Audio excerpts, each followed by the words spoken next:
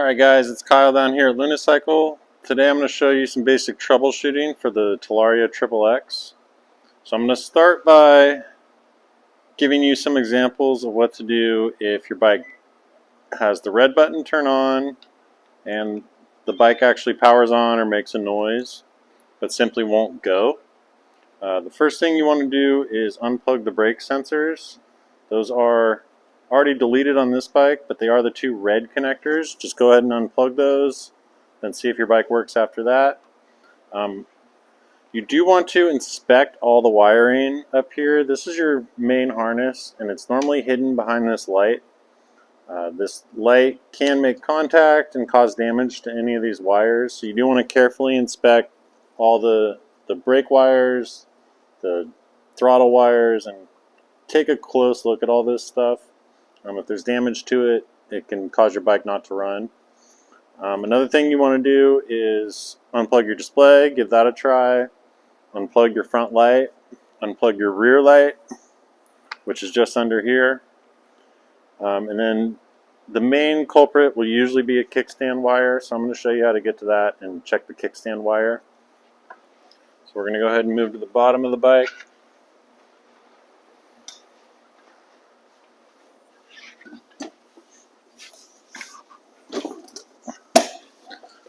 Now, to get to all the wiring on this bike, you do need to remove this side cover. I already removed a few of the bolts.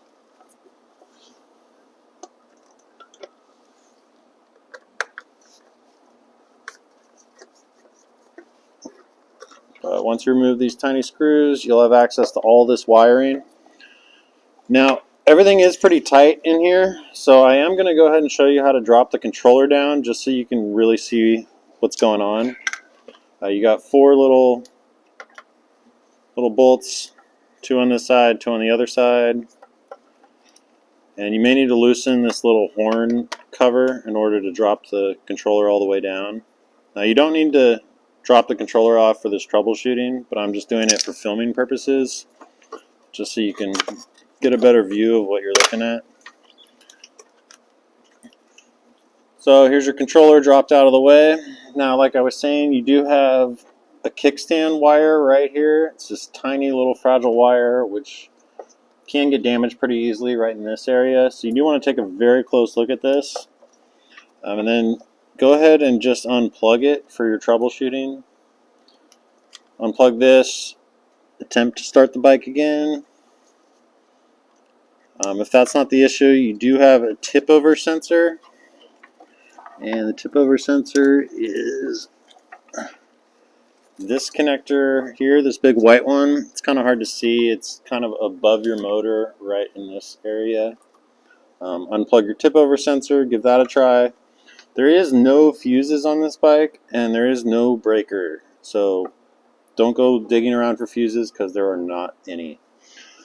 There is another thing I do want to mention. Whenever you're pulling any of these wires, you do want to tuck them back this direction as far as you can.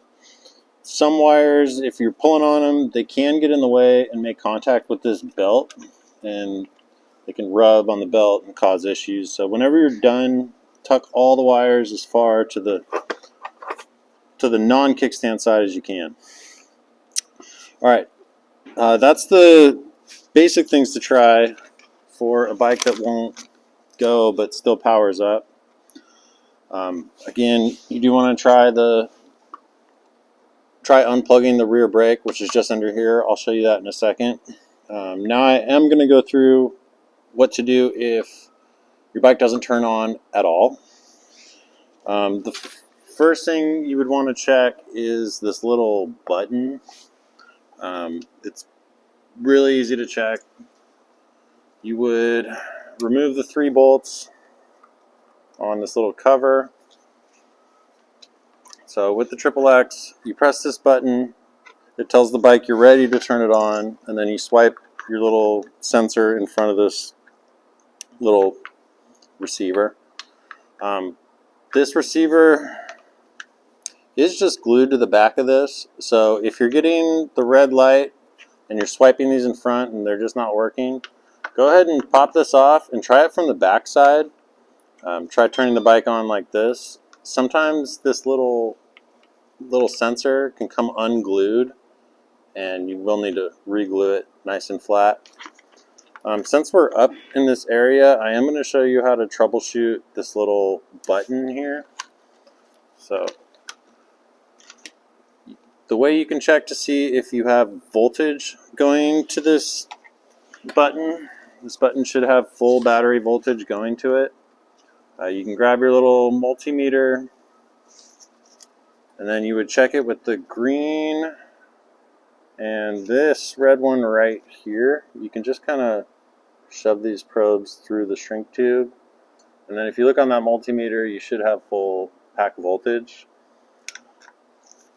If you're getting voltage but this button still isn't turning red, or it's not, you suspect that the button is broken, you can check that the button is actually working by doing a continuity test. So you would change it to this little symbol, and in order to do that continuity test, you do need to unplug this button. If you leave it plugged in, it acts really weird. Then you would check continuity on the two red ones. So right now the button is in its open position, so it's not going to show anything. Now if I click it, it should show that the button is working. And turn it off and it should disappear. So that's some basic troubleshooting of this button. The button obviously can be bypassed. If you really want to ride your bike, you would just cross those two wires. Alright, so another thing that we've seen is the red light will illuminate on this. The button will stay down. This button should stay down a few millimeters. You can try holding the button down and then swiping the card. That can sometimes show that you have a bad button. But another thing is this little sensor goes down to a tiny black box. And if you look way down in this area here, you can see there's a little black box. Now, there is a little relay-like device inside of that. So tapping on this with a tool while you're trying to turn it on can sometimes get the bike to turn on. If that works, it does mean you have a bad little black box. Now, there is a way to bypass this black box. It actually is something I would do if I had one of these. It would really just disable the keys and cause the bike to turn on when you just press the red button. And to do that, you would just cross the black and red with the all red wire on this. And if you do that, then the bike will just power up by pressing the button. It'd be great if you lived on a farm and you're not leaving your bike anywhere where it can be stolen. It just eliminates the key. One other thing I forgot to mention with the basic troubleshooting is you have a DC converter here. Now this powers all your lights and anything 12 volt related on this. This can also cause the bike not to work. If it's having issues, you can just go ahead and try unplugging it and the bike will still work. It just won't have lights or display. So try unplugging your DC converter. If it works with this unplugged, then it means your DC converter is bad. Now I know I'm kind of going all over the place, but I'm just trying to give you as much information as I can. Back to this button. If the button is not getting 60 volts or pack voltage like I showed you, you do want to check this connection right here. This is the connector that sends power up to all this stuff up here. This comes off the battery, and you will want to unplug this, inspect all these pins, make sure none of these 6 pins have pushed out. Be sure this is fully connected. You should be able to hear it click. And if you're still not getting voltage up to the top, go ahead and try plugging the charger in and powering the bike up. In fact, you should actually try that earlier if you're not getting this red button to power up at all. Try plugging the charger in and powering it up with the charger in. That could be a wiring issue, or in the rare case, it could be a battery issue. So that's some basic troubleshooting on the Talaria XXX. I know it's a lot of information coming at you.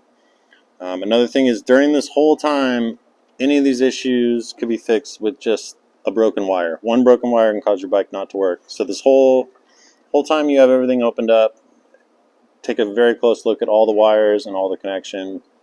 And again, that kickstand wire is a very common fail point. So I hope this helps with troubleshooting your Talaria XXX.